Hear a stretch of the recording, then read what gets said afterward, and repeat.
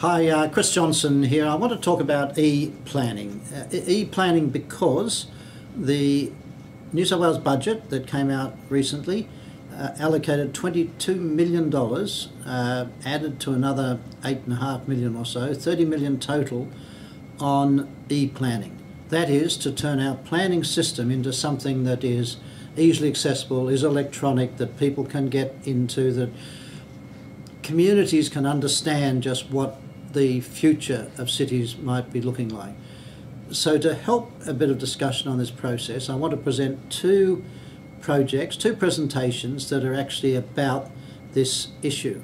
The first one is by a guy called Daniel Fink, and I'm going to click onto this and you'll all be able to see it as it occurs. Daniel's got a company called Urban Agency, and in Urban Agency he produces this sort of image. So what you can see here is a box of a building going up and down, moving in and out relative to the width of the building, the shapes of the building, and it twists around where you can open the building, you can make it fatter, thinner, you can bring up towers, you can move roofs onto the building, you can look at the amount of sunlight coming into these buildings. Here is the solar plane around the building. The hot is where you get the sun and the cooler is where you don't.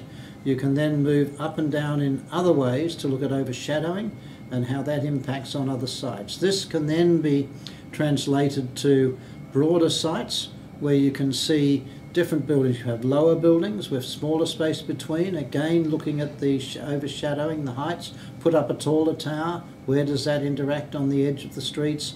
How do you actually look at it from different viewpoints? All of this is about testing different ideas. You optimize all of these by putting them into computer programs. Testing this, you can get a solution that fits everyone's desires. Urban Agency is the company that does this.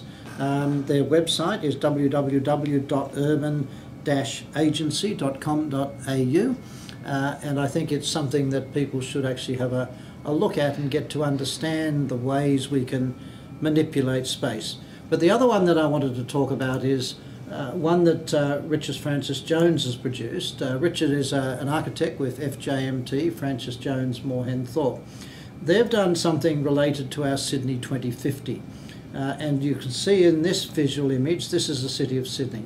These yellow lines going up illustrate the solar access in the summer, lowered down to the winter, of ensuring sun gets into that park. And the white buildings coming up are actually showing that you could build those buildings without impacting on shadows on the park that's on the other side of it. Now, swinging around the whole city, we can redefine the shape of the city by protecting the parks in terms of solar access. So here's another smaller park. Here we're moving on to Hyde Park in the middle, onto the Domain, and onto the Botanic Gardens. If all of these are then protected in the middle of summer, it's quite high, the sun. Swing these back down, however, and you'll see that in winter time that's a lower angle. But still, when you look at the amount of space available, lots of opportunity for these new white elements, which are the buildings that could actually occur. So what we're trying to show here is how three-dimensional modelling can explain things to people. In this scheme, Richard's carried greenery like the parks across the Harbour Bridge, created a special space in there, and then moved to North Sydney and applied the same principles. Worked the solar angles down, worked out that you could actually build lots of new buildings in North Sydney that still protect the green areas, even including greening over the top of the expressway. So what we're looking at here are ways to work with greenery, to work with three-dimensional forms of cities, to balance the green and the buildings, to get good solutions. Richard's site is www.fjmt.com.au. These are two sites, these are two examples of the processes that e-planning will be able to utilise to visualise the way forward.